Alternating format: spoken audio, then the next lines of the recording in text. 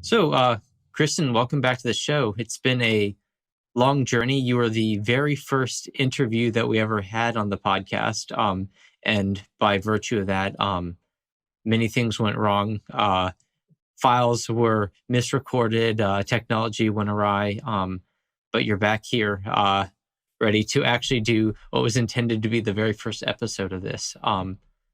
And I guess similarly, ironically, you're actually at the end of a long slate of about 3 months of recording. So it's good to have you back. You're going to be covering some of your work on biomechanics today. Yeah. And so how would you like to get started? Maybe just a quick reintroduction of yourself and your research. So thank you for having me back. And, I think it was appropriate the way you talk about how things have failed, because that's going to be a theme about our research. But my name is Kristin Morgan. I'm an assistant professor of biomedical engineering at the University of Connecticut. And so, we're going to talk about our work in, human biomechanics and lower extremity injuries, and specifically gait analysis. So, we're excited to be here. Yeah, I was just like, we didn't fail. We just got delayed by something on the order of a year and a half, which is, again, much like research. We didn't quite fail yet. It has this endless process. It just hasn't happened. It hasn't succeeded yet. It hasn't failed. It just hasn't succeeded. Yeah. It's like, not in this world, at least. It's out there, just not in this world. Yeah, but cool. I guess we'll hop into the presentation and we'll just chat throughout, I think. So today I'll be talking about our work and how we use gait as a diagnostic tool. And specifically, we use it to characterize physical and cognitive impairment. So when I started out, my research goal was really focused on lower extremity injuries, specifically anterior cruciate ligament injuries or ACL injuries. And so what was interesting about this, I probably got into it because growing up, I played a lot of sports, specifically soccer, and ACL is a big injury mechanism in soccer. So what we recognize is about 250,000 ACL injuries occur every year in the United States alone. And what we recognize is that we spend about $1.5 billion on post-ACL treatment and rehabilitation care. So it really is a problem on our healthcare system, a burden on it. And what was really staggering to realize is the fact that about 44% of post-ACL reconstruction individuals actually do not return to the previously functional level. So despite all of our treatment and rehabilitation, nearly half of these individuals do not get to where they were before the injury. And so we have to figure out, well, why is that occurring? We're doing all this rehabilitation. We're putting all this effort into this. Where's the disconnect? And so that's where a lot of the ACL research is coming in now, and where we wanted to plant our flag is the fact that we wanted to say, we think that we need to develop better metrics to actually characterize healthy gait patterns. And so that was kind of where the impetus of our work started. So whenever you start a job and you have a research laboratory, you have to have research goals. And so we had established our research goals, and these were the 3 items that we thought we were going to get into. And so the first one was developing automated injury classification models. So we wanted to figure out, hey, can we develop new models that are not only going to classify between healthy and abnormal pathological gait conditions, but also can we actually predict injury, right? So we're going to develop these great models, and it's going to be perfect. And then the next thing we were going to do is we were going to say, hey, we're going to do some movement optimization, right? We're going to not only, identify that you're hurt, but we're going to actually fix you and develop new rehabilitation protocols that are get you to working better than ever.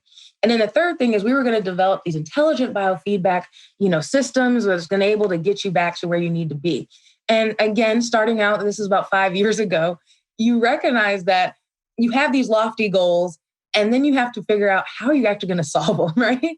And I think it was also naive because we're like, oh, we're going to develop these models and we're going to develop these rehabilitation protocols. And, it's only going to take a year or two, right? I mean, this is easy. And then the models are going to learn other models. And by slide 3 on a podcast 5 years in the future, it'll be a 3-slide presentation saying it all worked out at the end. 100%. That's exactly where it is. You've watched enough of these TED Talks and presentations. That's how it works out. And when you quickly get into this system, you start to realize that, okay, we want to develop these classification models. Well, what are the metrics that you're going to use that are going to be better than what people have done before? And you go, that's going to take a little bit more time than we thought, right? And then you go, we're going to develop these novel rehabilitation protocols. And you go, well, people have been doing this work for decades. They've been really good. So what are we going to do that's different? What's your idea? And I go, don't really have one right now. And then, you go, we're going to develop these novel rehabilitation instruments. And you go, oh, that would be great, but I have no skills in some of these areas. And And more importantly, what we talked about is like life. We planned to do this podcast a year and a half ago, and what you plan and what happens are very different. And our third study, we talk about, we got into getting into cognitive work. And at no point in my life did I think I was going to be cognitive work. So, this slide, I love it because it identifies that you need to have goals, but I kind of laugh because you need to be somewhat realistic and recognize that your goals and plans are going to change. Yeah, I would say that very quickly, even looking at this slide, the scariest thing on it is still that double integral right behind that first skeleton. That's the one to really look out for. Oh yeah, we don't talk about that double integral. It's gone. It's like we just optimized. No integration. All right, cool. Yeah.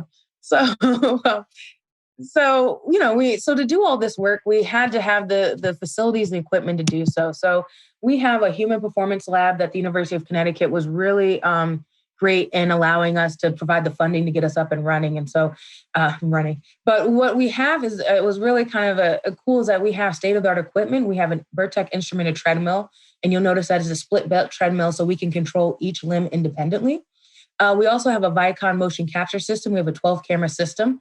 And what's great about this 12 camera system is, have you ever done like video games and you've seen the people, they put on the spandex and they put the dots on them and they run around? That's the same technology we use in our lab. So here's just a video. So we wouldn't necessarily put a marker on a shirt, it moves. But, for thematic purposes, it works.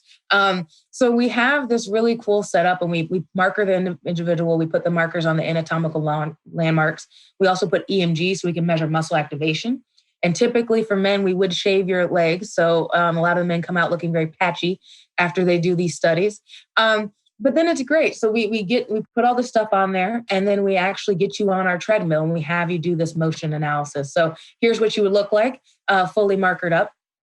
And then what's great is our Vicon capture camera is going to allow us to see you, give you a 3D rendering of your movement in real time. So that was kind of the fun stuff. So we always think that we're playing a lot in lab, that we get to do all this work. So now that we collected all this data, we had to figure out, well, what do we want to analyze? And so, like I said, we use gait. And gait is a great tool because gait is requires a coordination of the musculoskeletal and neuromuscular systems. And so the idea is that if you have pathological gait, it's going to disrupt either one of those systems. And so those changes are going to manifest in your gait patterns. And so that's why we looked at gait. And additionally, it's non-invasive. A lot of the gait measures we can, collect them non-invasively.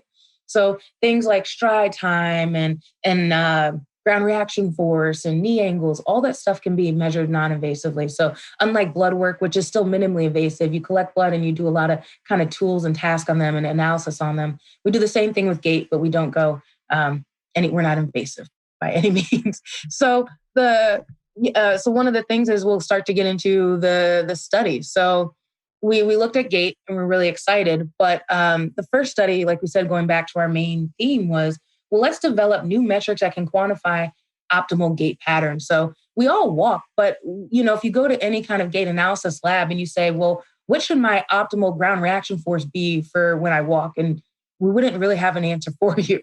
What should be my optimal loading rate for, when I'm running? We don't have an answer for you. A lot of our studies, we take a population of healthy individuals, we take a population of pathological individuals, people with pathological conditions, and then we just kind of say, oh, well, in this group, your loading rate was higher. And that's great. But if you're coming from a clinical standpoint, physical therapist standpoint, you go into physical therapy and, you want to get somebody back to healthy. We can't bring in 20 other individuals, healthy individuals, and say, hey, how do you match up against them?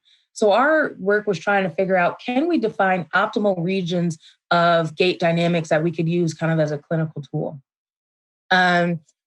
Then the next thing we want to do is we want to develop our novel rehabilitation protocol. So again, now that we know what your healthy diagnostic should be, can we develop some rehabilitation that's going to move you into these healthy regions? And then the third thing was kind of our derailment, where we started to look at the differences between physical and cognitive impairment. So how I kind of got into this work. So my PhD was in computational modeling, the double integral work. And what we wanted to do was, we recognized that, it was great. We had a lot of collaborators. So we worked with the University of Western Australia, and they would actually do the experimental work. And then we would work in our lab at the University of Tennessee. we would actually generate the computational models. And that was great, but I knew that if I wanted to have my own research laboratory, I had to get this kind of experimental experience. So I worked with Dr. Brian Norn at the University of Kentucky, and there's his biomotion laboratory. And it was great because I finally got that hands-on experience to do experimental work. And again, keeping with the theme of ACL injury, he does a lot of lower extremity work, specifically ACL injury. He does patellofemoral pain. So people who are runners, that might be more common with them. But what was interesting about this is he was saying that, after you have this ACL injury, we often have these return to sport metrics. And so return to sport metrics are used to clear you to say, hey, you can get back to where you need to be. And what was interesting is these people were getting cleared to return to sports. But if you looked at their gait, it was really disruptive.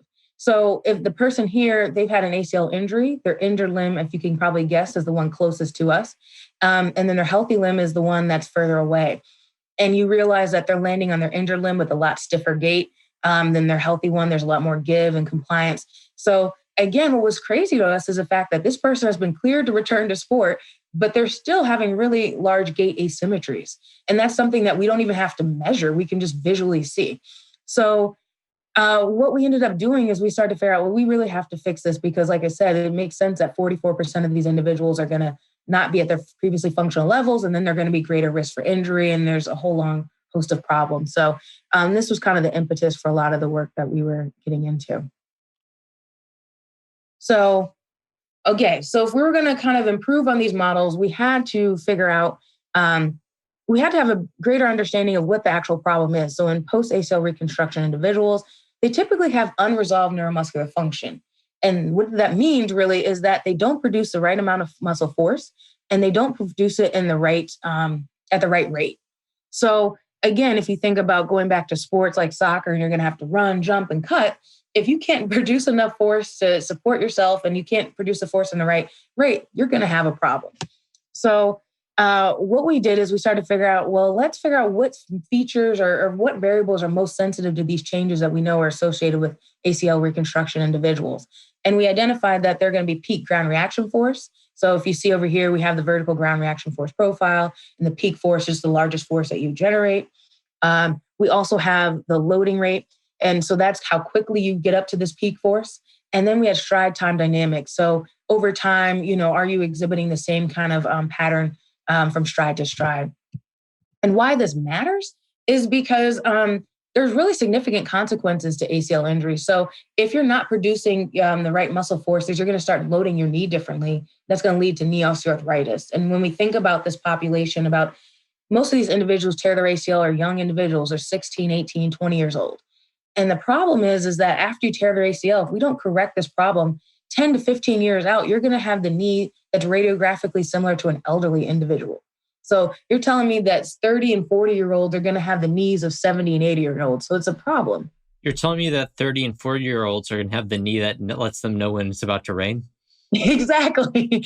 They're predictive, right? Yeah. It's all a predictive model. So yeah, so it's really crazy that is what's going to happen. And so when we think about it even more so is if you have a knee and that it hurts, you're not going to be as physically active. So that also means that, you're going to put on weight, you're going to lead to cardiovascular disease. So there's really a lot of detrimental consequences of this. So our challenge was to say, can we first and foremost identify new standalone metrics that allow us to delineate between healthy and pathological conditions? And by standalone, meaning that, we have this healthy region of diagnostics. So if you go into a physical therapy office, we can get these measures and really quickly say, yes, you're in the healthy zone, or no, you need to go back to rehabilitation. So we start off when we did some autoregressive modeling. And we picked this because when we were looking in the research, when we think about gait, everybody's gait pattern is relatively similar, right? We all do the same kind of basic motion. We put a foot down, load it, and then take it off. So the general biomechanics of gait are similar, but it's the subtleties in this variance and the noise and data that we thought were going to be effective. So we thought that autoregressive modeling was going to be a great tool because it allowed us to kind of look at the variance in the noise, essentially. And that's where we thought the gold and the good information was, right? So we looked at using the ground reaction force peaks, and we created a time series out of those ground reaction force peaks. And then we fit a second order AR model to them. And we liked the second order AR model because it did fit, just wasn't cool, but it fit. And it also allowed us to get this really nice visual representation of, where you are in this triangle. So the idea that if you had certain gait dynamics, you'd be in one region of the triangle. And if you had different gait dynamics, you'd be in a different region, right? And so we thought it was a really quick visual way to delineate between healthy and pathological gait. So one of the things that we haven't talked about, I keep talking about ACL injury. And the problem when you start on the lab is you have no clinical connections, right? So I couldn't get ACL individuals into the lab. So I was struggling. I was like, oh, we got a problem here. So what do we do how do we kind of create this pathological gait? And what we did is we have that instrumented treadmill and we have we can control each limb independently. And so what we said is, well, let's disrupt their gait. And so what we did is we had one foot move at one speed and one foot move at the other. And then we thought that was pretty destabilizing. And we liked it because not only is it destabilizing, but we could control the magnitude of the perturbation. So we decided that a 0.25 meter per second difference between limbs was going to be a good one. And then we also did the 0.05 meters per second. So we did that. And first, so we had all these people come through, healthy individuals, and we had analyzed their gait, and they all resided in this one region. So this was symmetric walking, both limbs going at 1.0 meters per second. And they kind of clustered in this region. We go, great, that's perfect. And then we looked at this asymmetric walking with the 0.25 difference, and we go, these people resided in a different region. This is pretty good. And then we decided to push our luck, and we said, well, where's this other kind of 0.5 individuals? Where are they going to reside? And lo and behold, they resided in a different region. We got really excited because, not only could we identify a healthy region of gait biomechanics, but we could also figure out the subtleties between, if you have a 0.25 or 0.5 difference. And so this kind of gave us impetus to think, well, maybe you can start to not only delineate between healthy and pathological gait, but different types of pathological gait. So, maybe people with a hamstring injury reside in one region, people with ACL in another, and people with patellofemoral pain in another. So we got really excited by these findings. And again, just kind of summarizing this work, that it was great. We can have a healthy region, and then also we could have the subtleties of the different perturbations. Would you, given that how the nature of an injury will actually affect, for example, the range of motion and the mechanics in that way, how agnostic would you be on, for example, specific injury affecting having a certain like archetype of gait? Would it be pretty much like you would expect them to manifest in different ways, or you would expect them to manifest in different ways, but it might not be detectable? Yeah, I think that's a great question. And we do think that they're going to start to manifest in different ways. And we have a little bit of idea that that's possible. But I do think that, sometimes we look at this measure. So we have about 3 or 4 measures that we're looking at. And we do think that in some respects, we do need a collection of measurements. So, this AR modeling is going to be great to identify that there is a problem. And then we're going to use some of our Poncare plots to add to it to say, okay, not only are you pathological, but if you have differences in your Poncare plots as well, then you're going to also add to it and say we can better specify. So we don't, I think each one of these is going to be great in actually identifying, healthy and pathological, but to truly get the subtleties of the different movement patterns, I think you're going to need a couple of these metrics in conjunction, and eventually getting back to that, the algorithm. So we do think it's possible. Yeah. One other question that I had was, were these different regions, did patients who fell within those regions, is that because their location sort of typified all their gait, all their strides, or is it that, for example, that they were sort of that they had like their 25% or 50% most anomalous strides looked more like this? So let me just, because fortunately this was just on the healthy individuals thus far, but yeah, no, I think that they were, everybody kind of was represented that way. So sorry, ask her, maybe I'm not understanding.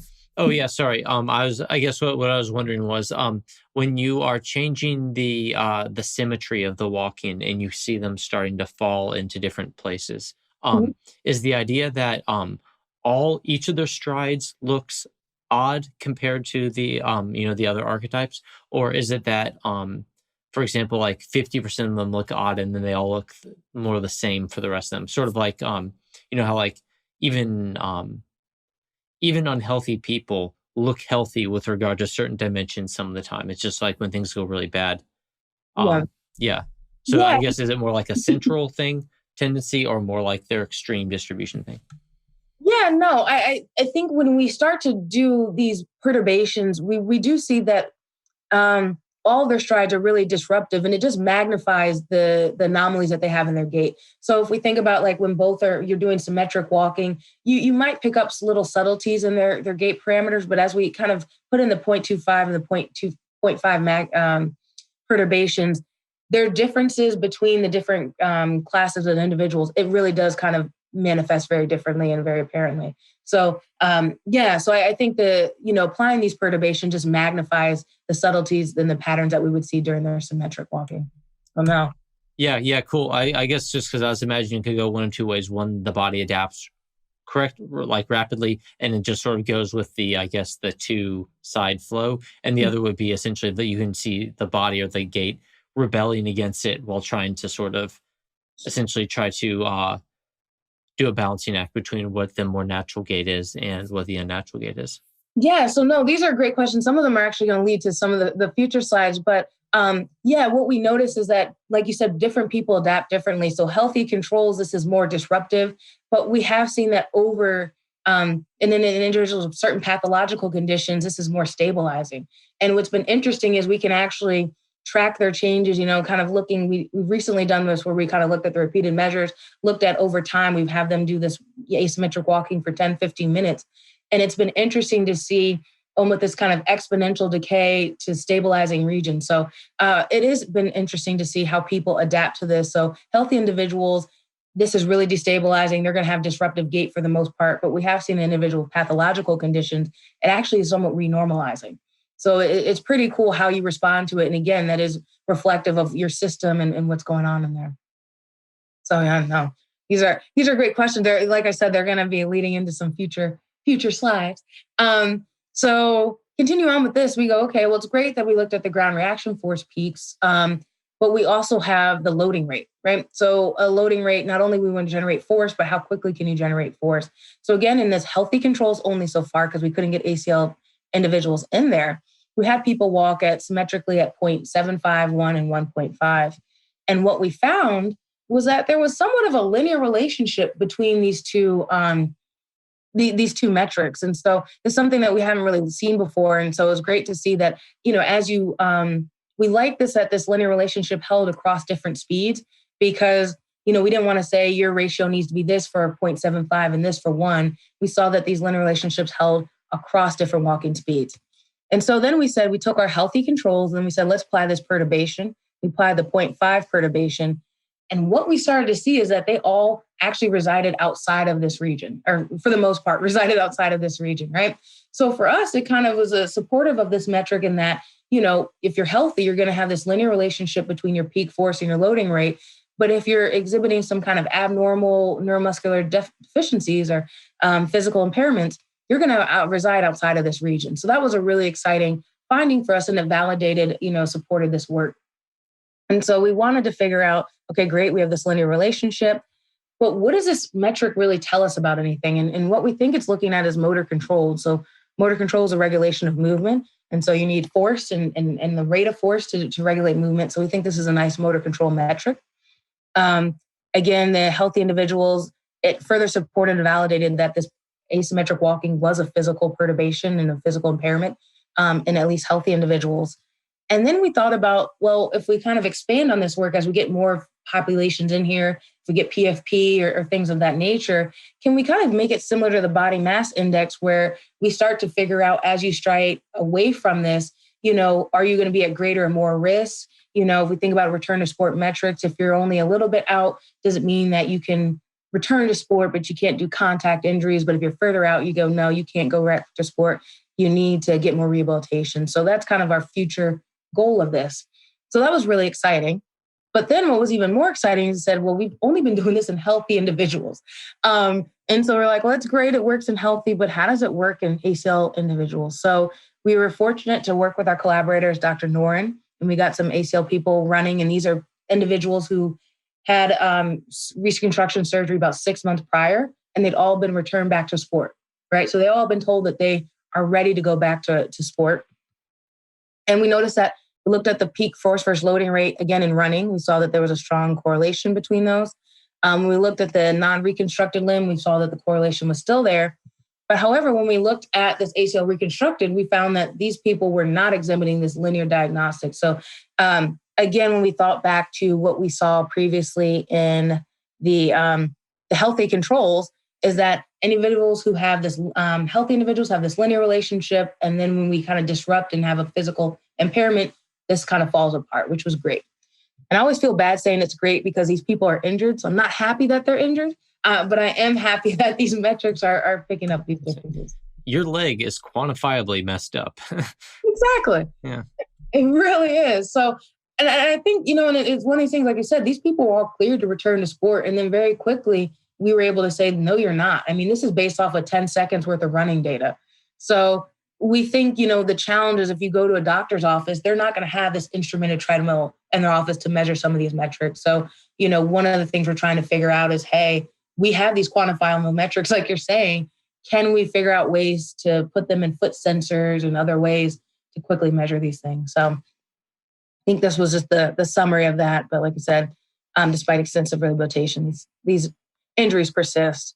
So again, we've done a lot of stealing. If you've noticed, we looked at the kind of linear relationships, we use autoregressive modeling. And so we wanted to carry on this theme of developing these, taking metrics that have been used in other areas and applying them to us. So a lot of people use these Poincaré plots, and I'm sure I'm pronouncing them wrong. I'm not French. So we'll deal with what we have. But what they do a lot in heart rate is they look at this beat to beat interval dynamics. And what's great about these dynamics is, in healthy individuals, there's this kind of really tight oval pattern in healthy individuals. So you take your heartbeat, current one versus the other one, and they're going to have this kind of oval pattern. However, what we started to notice is that, or they started to notice, is that when you have a heart ailment, that this pattern falls apart. And what we like about these metrics is I always call them the eye test. And what I like about this is that somebody who doesn't know anything, I don't know anything about heart rate dynamics, I can very quickly look at these patterns and say, there's something wrong here. And so that was the biggest impetus for using these. And one of the things we also liked about this is we want our metrics to have some meaning. So the previous one talked about motor control.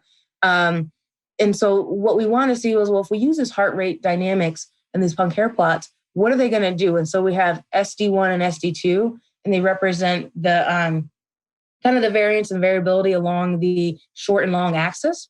And so we know that SD1 was kind of telling us there was an issue in the short-term variability, and SD2 was saying there's an issue in the long-term variability. And what this translated to for us is the fact that we're going to start developing some rehabilitation protocols. We want to say, if we have see these adaptive changes, are they only storing these short-term or are they storing these long-term? So that was kind of where we came up with this. So we use these. And again, fortunate enough, we had finally got some ACL people in the lab. And we saw that if we we did this Poincaré plots on these individuals, and instead of using heart rate, we used stride time. And we saw that even in the non-reconstructed limb that's often affected, you can see that it had more of that oval pattern. However, when we looked at the reconstructed limb, very quickly, we knew that there was something wrong with these individuals' gait and did not pass the eye test. So it was really great to see. Again, these metrics are sensitive, not that this person was injured. And what was concerning about this is during normal walking. And this person, I think, was about 2 or 3 years out from ACL reconstruction and rehabilitation.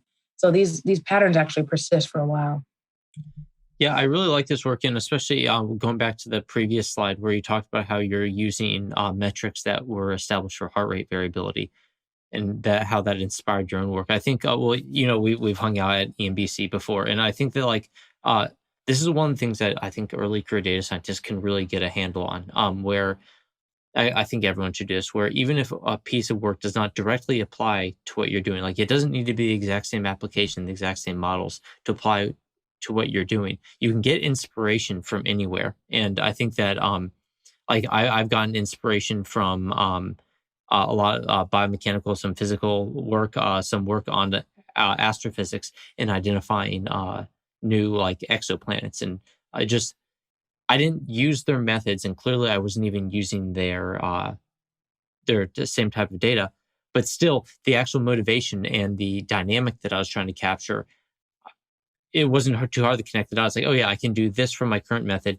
capture this new dynamic, and have a new metric. And so I really appreciate you doing that. And as you just said, at EMBC, where we both, I guess, used to attend, that, just one of the main values of going to those presentations is you just go, you get ideas, you write them down, and you bring them back and just see what you can do. And I wish more data scientists would be open-minded enough to do that.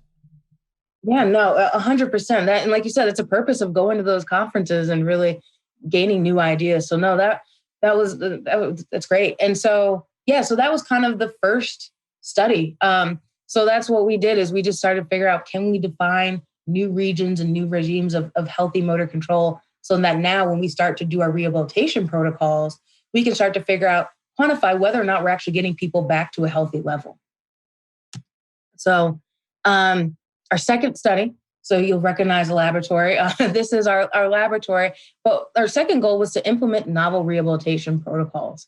And so what we wanted to do is we recognize that in individuals who have ACL injury, we notice, and even based on our previous slide, that there's gait asymmetries. So one limb is doing one thing and one limb is doing another. And so that's a problem. And again, because of those imbalances, it leads to altered knee loading and knee osteoarthritis. So we started to figure out, well, how can we renormalize these patterns? And we pulled from people who've done work in stroke. And they've shown that if you do this asymmetric walking protocol, that they can actually restore healthy stride time dynamics, even in the short term, in response to having one leg going one speed and one going another. And so we do recognize that, oh yeah. Oh, sorry. Oh, no, I was just gonna say, it's like, I can tell you why this subject got injured. Your postdoc forgot to take the box off the head. Yeah, no, I mean, they can't see. That was like, that was only for the coordination test. Anyway, we all make mistakes as postdocs. Sometimes we forget to, attach the recording device or to hit record. Sometimes you just leave a box on the subject's head and they're uncoordinated. Yeah. Yeah. Well, and again, it's a visual thing, right? We detect it visually. But yeah, no, it was great. But the stroke, we recognize that the individuals with stroke don't have the same, people with stroke and people with ACL injuries are not the same population. They don't have the same injury, but we like the idea that we could renormalize gait. So that's what we sought out to do. So we did this investigation. We have this asymmetric walking protocol, and you can see we have a series of symmetric walking, and then we do our asymmetric where we kind of do a 0.25 difference for about 10 minutes. And then we have them walk symmetric pattern just as a washout period. And then we kind of go back and forth. So this is for us to see, is this even effective in this population? So that was really the rationale for this. So we go back to our AR triangles and we said, okay, we've defined our healthy region of dynamics. And then, okay, well, let's see what we have with this reconstructed individuals, ACL individuals. And again, fortunately for us, terribly for them, we found out that these people, even during symmetric walking, did not reside in this healthy range. So we go, okay, again, this is a very sensitive metric. It's picking up these subtle differences, but okay. But then we said, well, why don't we have them do our asymmetric walking protocol and see what happens? And I wouldn't be showing this slide if it wasn't good. But what ended up happening is we actually were able to kind of push these people into this healthy region. So that was really exciting because it allowed us to say that asymmetric walking does restore healthy ground reaction force peak dynamics in these individuals. So that was a really big finding for us. And, I was like, okay, this is good for the lab. We've kind of been struggling to get the lab set up and to get these people through here. And we were really excited to see that even in the short term, we were able to kind of move these people with this asymmetric walking into this healthy region. This was huge. Yeah, Kristin, I actually just realized silly oversight on my part. I was looking at the AR, the AR regions, and basically just realized, like, okay, you're actually saying that for the healthy region, you're requiring that your second AR coefficient must be positive. Mm-hmm. Obviously, and that the first AR coefficient can be between about 1 and -1. So that one is allowed to oscillate between negative and positive, or is it right around 0? I was just wondering, can you actually give us a quick physiological description of what that upper triangle is meant to say? Yeah. So yeah, because you're right. I think on future slides we talk about how specifically even in that lower region, you're really getting into the oscillatory dynamics. So you're seeing that there's kind of some underlying dynamics in this. But what we recognize in some of these regions is that they're in the non-oscillatory region. So that's one of the first things. So there is some kind of there's a pattern to it, but you're not seeing large deviations in this. But we notice as you get towards maybe to the right of that circle, you're seeing that people are I'm trying to think of in our biomechanics standpoint, a more of a reserved conservative gait. So you're not seeing great large oscillations or large changes in their peak forces, not force.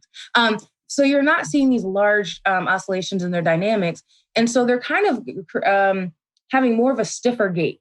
And so this idea of as they're walking, you're not going to see these large deviations in their peak ground reaction force patterns.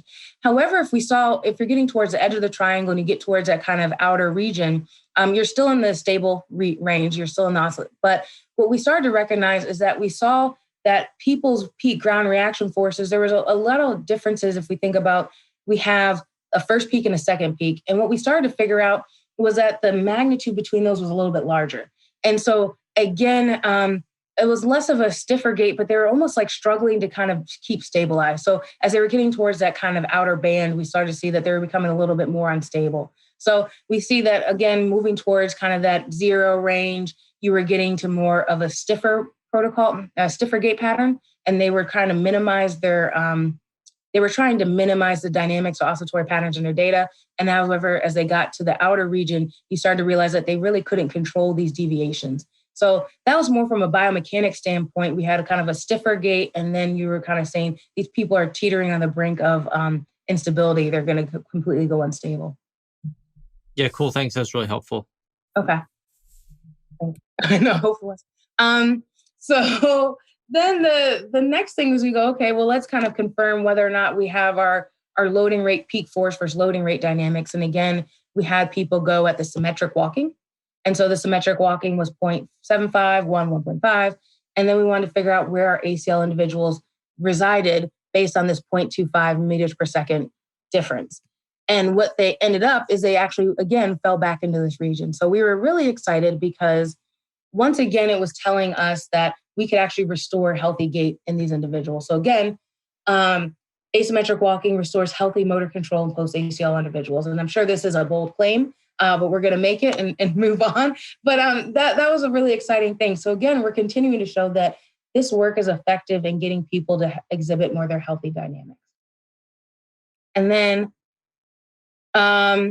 again, looking at our gait intervention, looking at our upon care plots, we remember that if we looked at symmetric walking, these individuals had the reconstructed limb was really having this splatter pattern. So we could really quickly see that specifically because it was going perpendicular to this line of identity, that they were exhibiting kind of this really disruptive short-term dynamics, right? And so what we found is when they did the asymmetric walking is once again, we were able to kind of show that these people were starting to get back to this more oval pattern, which we know is really more associated with healthy dynamics. And we started to figure out that, again, while it's not, perfectly oval like it was in this heart rate variability, we were starting to see that they were actually getting into the more long-term dynamics of this individual. So they were starting to store these patterns in the more long-term. So that was the big exciting thing for this is that our gait intervention was effective and actually renormalizing their gait patterns, again, their stride time patterns. So this was kind of, again, really cool. So, and what we liked about this is it really related back to this overriding muscle inhibition. So we talk about that they're not able to activate their muscles in the right patterns for either some reason. So it's clear that they have the ability to do so, but for some reason, they're not able to do it when they're doing the symmetric walking. So something about this asymmetric walking overrides this inhibitory muscle activation dynamics to get them back to this normal range. So that was kind of, months and years of work whittled down, like you said, into 3 slides about how we can start to show that this novel gait intervention was really effective in restoring healthy gait dynamics in individuals. So the final thing is where we kind of got derailed. So we were looking at so much of the neuromuscular, physical impairments. But then some work came about where we had to do some cognitive work. And, we talk about this as being a linear kind of thing where we were kind of saying, okay, we had the healthy controls and we had the ACLs and then we got to this cognitive impairment, but it really wasn't the case. And again, like I said, we were struggling to get these pathological populations. And people, as much as, we were showing that this asymmetric walking perturbation, even in healthies, was disruptive, the challenge was the fact that people still want to say, well, couldn't you prove it in these pathological conditions? So we had to get creative and we had to borrow data sets from other sources. And one of the data sets that we had was working on individuals who had cognitive impairment, such as Huntington's disease, Parkinson's, ALS. And so identifying, again, we were trying to figure out, what does this, are our metrics sensitive enough to not only delineate between physical impairment, but also cognitive? So we go back to our trusty slide, which, we only have about 3 slides, right? So we go back to our trusty slide, and we were able to show that, okay, we know where people reside when they're healthy. We know when they reside when they have the physical impairments, but where do they reside with their cognitive? And again, it was beautiful. Again, not that they have these motor control issues, but the fact that these individuals actually resided in a different region of this triangle, or not the triangle, but on this plot. So again, it was showing us that, this metric was, one, sensitive to denote these changes, but it also sensitive enough to say that, when you're having some physical impairment, you're going to be in one region, and cognitive impairment, you're going to be in another. Is there anything meaningful to the fact that they appear to all fall, with the one exception, below that line? Yeah. So what we recognize is when we think about, part of it is the fact that they're not generating as much force. And then the loading rate, again, it's kind of getting into this neuromuscular inhibition. So this population, I believe, is individuals with Parkinson's. And so we think that it's an overarching thing of, these are probably not only that they're older individuals, but they just aren't able to kind of generate the force at the right rate. So if you think about it, a lot of these individuals have freezing gait and things of that nature. So we're recognizing that that's most likely the contributing force aspect to this. So they don't even have the muscle strength to do this, but they really can't generate that force quickly at all. Yeah. Oh, yeah, that's just cool. Oh, yeah. Oh, no, I feel bad. I don't want to cut you off. So then we go back to our AR triangle. And again, what we'll see is, one of the first things I'm sure someone knows, well, wasn't your healthy region in a different region before? And it was, but it was because we were looking at peak ground reaction force, and now we were looking at stride time. So it was kind of a different measure that we were looking at. And so we did this, and we have our healthy controls were in one region. We had our physically impaired asymmetric walking. Again, they're kind of pushing out to this kind of the edge of the triangle. However, when we started to get to the cognitive impairment, these individuals actually had Huntington's disease. We started to realize that they moved into that oscillatory region. And it kind of makes sense when you think about people with Huntington's disease and the fact that the cognitive impairment that they have is going to disrupt them. And actually, you see people that have this shaking and movement patterns.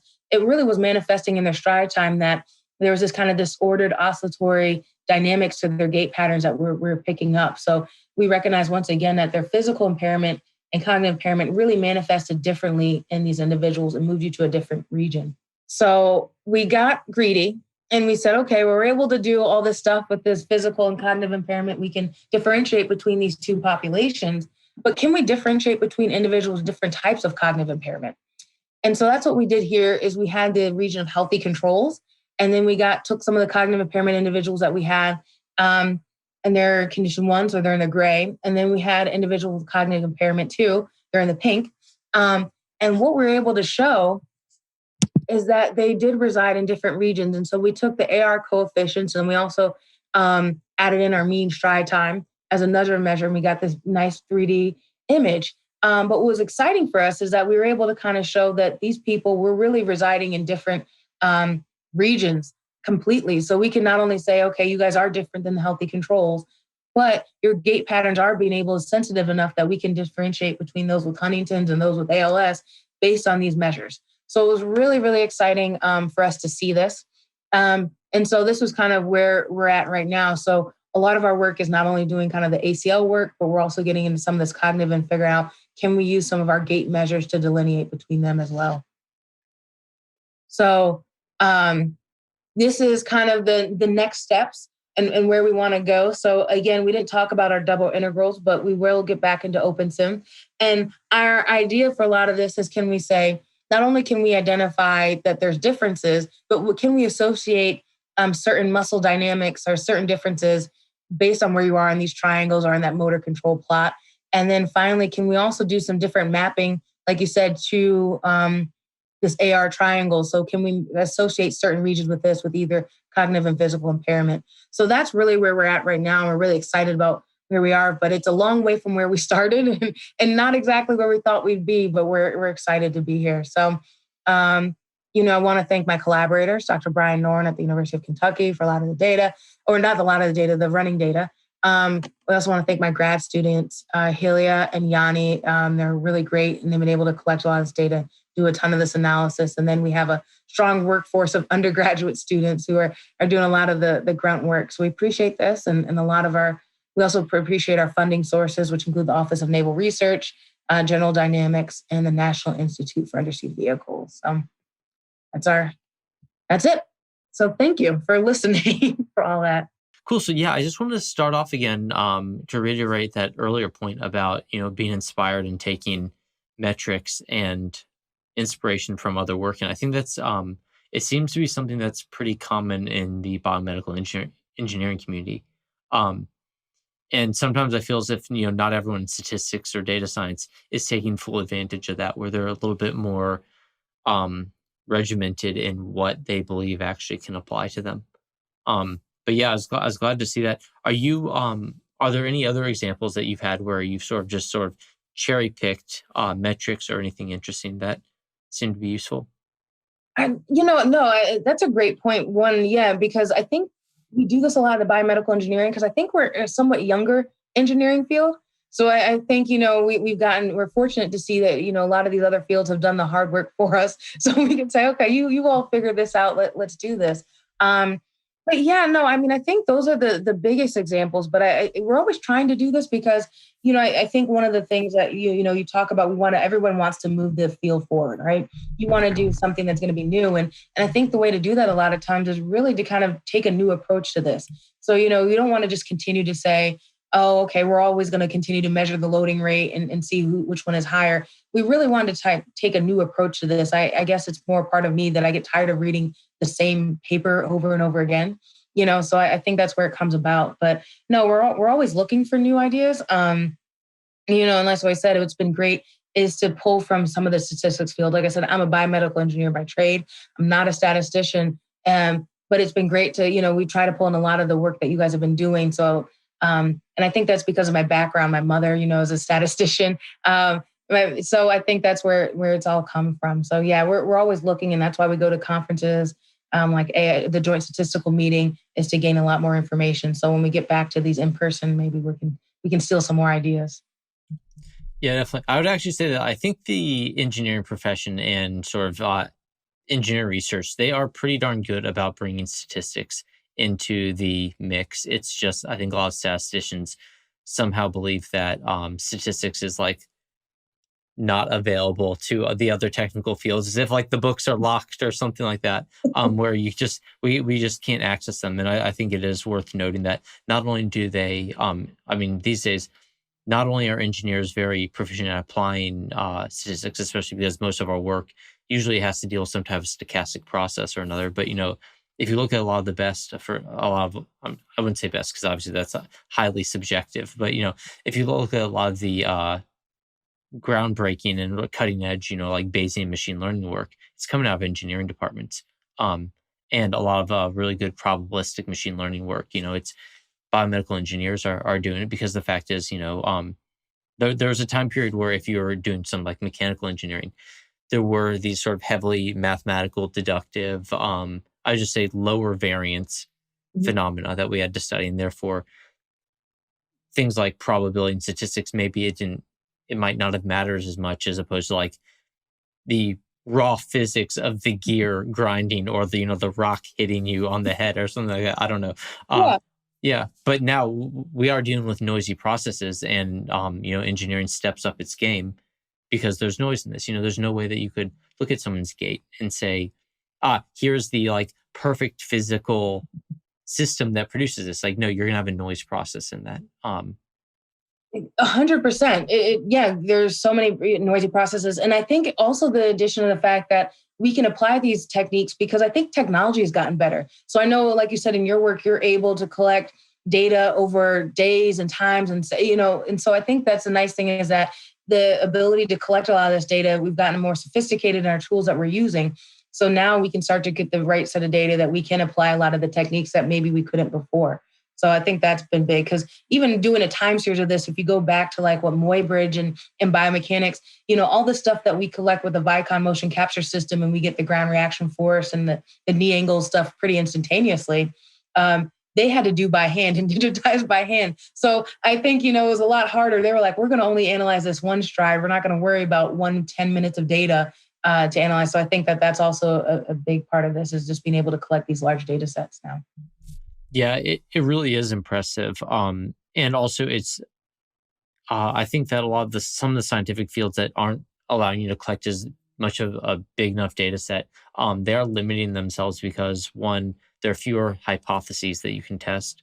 And I do hit that one strong because I think that people should be aiming towards hypothesis-driven scientific inquiry. I don't like the idea, especially specifically within data science. I think it's very dangerous for us to just be doing data-driven data science because that's it's a little bit inbred. But yeah, no, I think that the opening up of these wearables and things like that, I guess sort of a wearable. What you have, it's like the dots are the wearables, but then of course you have all this other technology on top of that. But yeah, no, the amount that you can observe and test and the cool sort of machine learning analytical bits, which is obviously what we enjoy probably the most. Like that's the most fun, engaging bit. It does allow you to try and test out a lot more of those types of techniques. No, 100%. And yeah, you're right about the wearables. I think the biggest thing about the wearables is, our system right now is not something that can be applied to the clinic. However, the metrics we can be collected in some of these wearables. So if we put in foot pressure sensors, they can collect those ground reaction force, the loading rate, the stride time. So, we have been testing them out experimentally, but yeah, the next step is really getting into these wearables. And that's what we like about them is it's something that we always want to be able to put into the clinic. And I think my collaboration with Dr. Brian Noren, who is a physical therapist, he would always say with us, because I think you're right. We would love to get into like, oh, we found this cool metric and we're delineating these things. And he'd always ask us, well, how are we going to apply this to the clinic? What is the physiological underpinning of this? What does this mean physiologically? So yeah, you're right. I think, it's not just collecting data and analyzing for analyzing's sake, but kind of doing it with a purpose. And so I think that's been great to work with other collaborators that kind of forced us to say, just don't throw everything in there and get a result, but make it something meaningful. Yeah, I think that just playing off that last point, that when you look at things like biomechanics, where it is one of those fields where there's obviously there are some hard physical realities to it. There's a maximal bend to the knee. There's a maximal force that a human body can exert. There's a personalized maximal human force when you actually look at what the actual individual's body composition is. And so to me, I think that this is a very interesting area where it is very strongly both data science and good, like, bread and butter physical engineering, because you are taking all those principles. Did you have to learn a lot? How much like learning did you have to do on on your sort of domain knowledge to get up to speed? Yeah, that has been the biggest part is getting up to speed and learning all these things. So, like I said, this is not my training. So we've had to work with individuals like Heather Bush who was at the University of Kentucky. I know she's moved, but we have worked with a lot of individuals who have been in the statistics arena to kind of help us get an understanding of these tools and these measures and how they can be most appropriately applied. And so I still think we're still in that learning phase. I think, the AR modeling, for example, we're really excited about that. But even like you're saying with the questions, is getting a better physiological understanding of what this is really telling us. So yeah, we that's one of these things where, again, naively we go, oh, we're going to take the year and learn this technique, but we're always going to be learning newer and newer techniques and gaining a better understanding of them. Yeah. How long, if someone were interested in learning more about the sort of biomechanics, as in the actual physiology elements to it, how long would it take them, and sort of what would the path be? So say you get an undergrad or an MSc student just dropped in your lap. How would you get them up to speed on that so that they're at least functional in some way? Yeah, no, it's interesting because you kind of touch on a nerve. No, but one of the things is, we are biomedical engineers doing biomechanics, and a lot of that work is bred out of kinesiology. And so our lab is a shared lab with the kinesiology department. I have a joint appointment in there. But I think, as a biomedical engineer, if you're coming in from an engineering background, I think you do need to take a little bit more physiology, to take some of those classes that are anatomy and physiology. They're going to get you up to speed on these understandings. So that's what I would kind of say from our standpoint. If biomedical engineers are typically lacking on the anatomy and physiological aspect of this, I would say that if you're coming in from kinesiology, a lot of this is you're going to want to take more dynamics courses, just to understand how we move in space, because, we're using, a lot of the principles that we're using are taken again from physics. You talk about the ground reaction force as just equal and opposite reactions, right? And force equals mass times acceleration. That's all we're using. So a lot of these things are taken from these fields. So I think things like physics and dynamics are good if you're coming in from more of a kinesiology background. And if you're coming in from a biomedical engineering background, I would say you would need to take more anatomy and physiology to really, like you said, apply a lot of these concepts to the human body. Have you ever sort of seen physiologically impossible results? As in, you looked at the data, or you looked at some analysis, and you use the fact that something is physiologically impossible to deduce that either a miscalculation had occurred or that there's a measurement error or something like that? Yeah, I mean, you do see that. And so, it's simply in, like you said, in identifying outliers, some of the data, the force versus loading rate data, someone's generating 0.5 times their body weight while they're walking. And you're like, you can't produce less than your body weight during walking. So you're right. You need to you need to start looking at the data. And I think that's one of the big things that we've gotten out of. And I really like what our students are doing, because plotting the data is really valuable to give us some physiological knowledge, because you're right. I think a lot of times we could take the data and just plot it and do a lot of crazy things. But if you understand that when you're walking, you can't produce less force in your body weight, it starts to kind of bound what your knowledge is. So yeah, that's a lot of times we do see this. So we've gotten our students into looking at the data, plotting the data. I think people don't plot the data enough. That's kind of my biggest thing. So I think if you start to plot the data, you kind of see there's some problems there. And thinking about physiologically just phenomenons, not so much. And so this is a terrible, it's not what we love to see, but we've never had anybody tear their ACL while they're on the machine. But I think if they do, we'd see some very interesting breakdowns in physics that would occur. So we're not wishing that on anybody. We don't want them to tear an ACL. I'm not saying that we want it. I'm just saying that it would be of extreme scientific value and very helpful to, as a data point or two. And yeah. Well, and my students know, I'd say, like I say, we don't want anybody to tear their ACL on this machine. But if they do, you better be recording. Yeah. So, so no, it's yeah. So yeah, we haven't seen something, but like you said, if we do see some physiological stuff right now, it's likely just from measurement errors of the instruments we're using. Yeah. I know last time the sort of the lost recording back in the archives, the archives that don't exist in the digital world, which is the real world.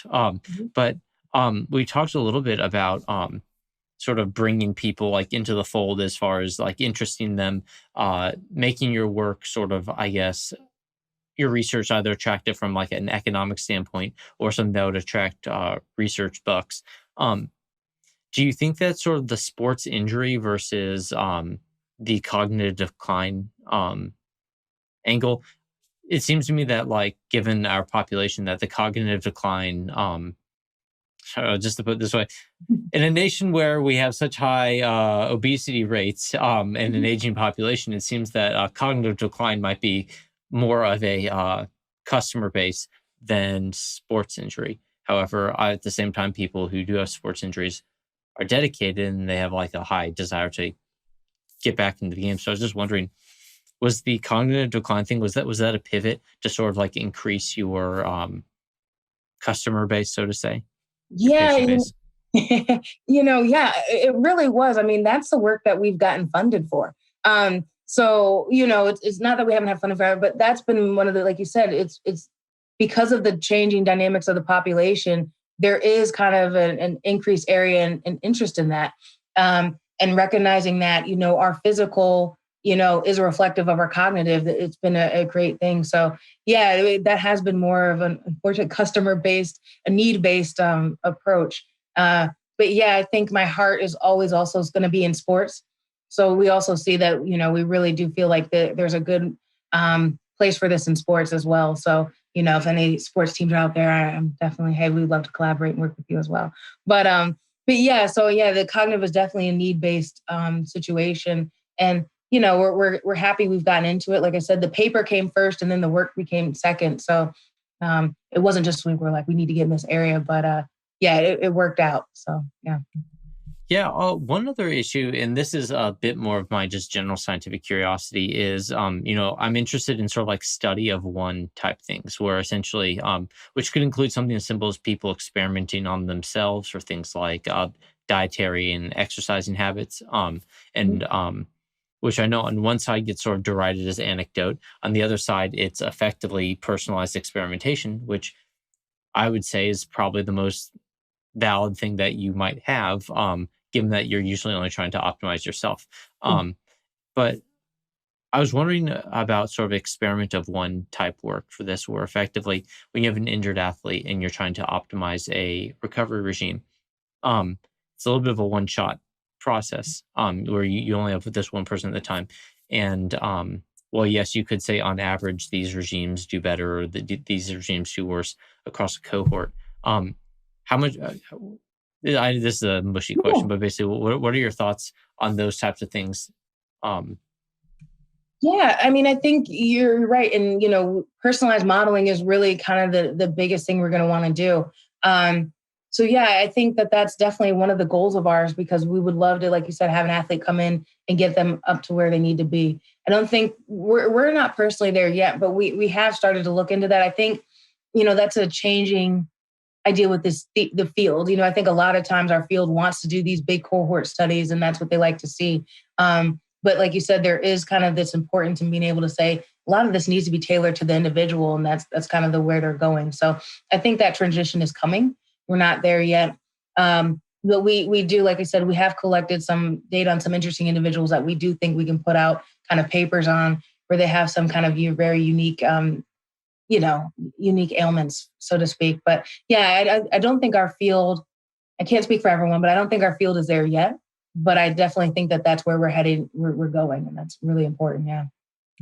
Yeah, that is an interesting thing. When you talk about unique ailments, because as you might know from some of the oncology research, there are some very weird genetic activities out there, and both from the perspective of patients and the heterogeneity of cancer tumors. And I very much respect the fact that in a lot of oncology work they actually do have a publication space for these sort of new N of one discoveries, and they can be things like a typical one might be when an especially young person gets a some type of leukemia that's only usually exhibited in people 70 and older, and then the question becomes like, oh well, was there some consanguineous aspect of this that has vastly upped their risk and things like that, and there's a place in the research for that and allows for discovery. And I'm heartened to hear that your field is also interested in sort of these odder dynamics and things like that. So if someone comes in and they're especially messed up physically, so to say, that there would be a place where they say, okay, here's this particularly odd patient. Let's discover what their mechanisms did. Because I think that brings us back into the realm of scientific discovery. And I think that a lot of the times when people do these more battle the algorithms, what can have that has the best predictive ability, that they forget that they're actually trying to discover things about the real world.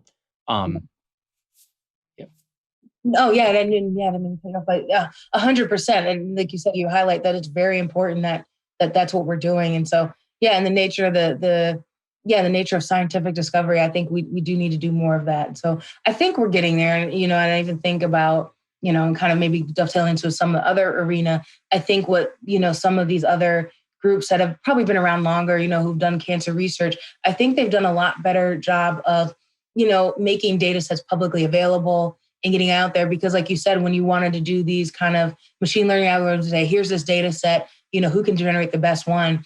I think that other groups, that leads to, I think that there's a camaraderie in that we're all trying to solve this together. And I think that does talk about the availability of data sets and identifying these unique things. So I think our group is getting there. I just think it's kind of being young, that we're not there yet. But I know there's some work, I think, out at Stanford by Scott Delp, where they're trying to develop these larger databases that we can all use for biomechanics databases so that we can make some of these bigger strides in these scientific discoveries. Yeah.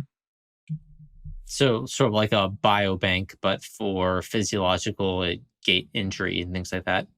Yeah, that would be huge. Because I think, and me struggling from the fact that, struggling to even get these clinical partnerships, it would be great just to have that data. I would just, to sort through. So yeah, I think a biobank for biomechanics would be ideal. Mm-hmm. What, just out of curiosity, what, if you let's just say that like all ACLs became ironclad from here on out, and so you had to just jump into something else. Obviously, you still have the these dynamical systems that you're trying to model. And if you, what would sort of be the most most tangential? So the ones that are closest, but not exactly the same in your field. Where would those subjects be? I guess like things like I mentioned, patellofemoral pain or stress fractures. I think they're a different type of lower extremity injury that are going to manifest differently. What I think would be exciting about those, and it's not that I don't love ACL injuries, I do. They're my first love. But when I learned about patellofemoral pain, and things of that nature, is it's a more subtle injury in general. So I think that we'd have to refine our metrics even more. I think it'd be a more challenging problem. So I think that's where we'd like to go, because if someone's had surgery and on their knee, you would expect that their gait is going to be disrupted. But if patellofemoral pain, we've never had surgery, you're just exhibiting knee pain, can we actually detect pain from gait? I think that would be amazing. And then, going still with sports, stress fractures, they're a huge problem. So can we start to detect, again, subtleties in your movement that would be bigger predictors of this stuff? So I think that's where we would go, is start to say, okay, we've tackled ACL injury. Give us a couple more years, right? Well, we'll finish ACL injury, but we would like to get them to more lower extremity problems that have more subtleties and changes in the movement. Yeah. And just as a last question, because when you say one thing, it pops up the next idea. Back to the cases of, for example, people with cognitive decline. So, or neurological problems, because obviously those are two different things. But I'll talk about cognitive decline now. So because I'll do that. But yeah, so do you think that there's value in trying to identify, for example, a person's ability for self-sufficiency and things like that, where effectively you can look at their gait and start deciding, how well stabilized are they, how capable are they of being independent? So just like you'd be saying to a soccer player, yeah, you can go hit the field again. You might also be equally as valuable, if I'd probably say more so, to be able to tell a 70-year-old or an 80-year-old, you are still free to live independently and things like that. Is that an area that could be explored further? Yeah, and that's work that people are doing. Like you said, yeah, we want to figure out what is your independence and is your gait stable? Because we know fall risks are a big predictor of kind of cognitive decline and more injury. So yeah, people are working in that arena, and you're right. I think it's equally and more so important than an ACL injury to get an athlete back to playing soccer, as you really want to improve someone's quality of life and make sure that they're going to maintain that. So 100%. There's a lot of fields that a lot of people that are doing this work. So we're kind of the newbies in this arena. But the idea of can we quantify the stability of your gait is going to be huge and has a big effect, like you said, on this aging population. Cool, Kristin. Well, thanks so much for your time today. I appreciate it. We've gotten better. We went from taking, I guess, it was 1 year between the flubbed recording and our subsequent recording for the critical reasoning episode. Mm-hmm. And now we've done, it hasn't been quite 6 months, is it? No, maybe. Yeah, it's been it's been about 6 months. So at this rate, we'll see you back in about 3 months. So like your own models, ours will be linear. This isn't the last we've seen of Kristin Morgan. So Kristin, thanks for your time today. Yeah, thank you for having me. It's been great. Hey guys, it's Glenn. Thanks for your time today. I hope you liked today's episode. If you did, please consider smashing that like button. It's the single, simplest, fastest way to make sure that YouTube shows this video to more people. If you really want to go crazy, consider subscribing or going to our website and joining the mail list. If you want to go totally crazy beyond that, forward this to a friend or colleague who you think might enjoy this too. We're a small channel and every bit helps. Our next episode will be coming out next week, so in the meantime, feel free to look around the channel and see other videos that might be of interest. As a quick disclaimer, the views expressed on the show do not represent anything other than the people saying those words, views, etc. like that. It doesn't mean anything about their employers or their employers' views or some thing about their employers or their neighbor's cat or anyone else not saying the words. And in fact, given that people tend to change their views when they're thoughtful enough, it might not even represent the views of the speaker by the time you're hearing the episode. So definitely come back and see if they've changed their views at a later date. They also don't represent the views of our sponsors. Thank you to our sponsors. You can check them out on our website.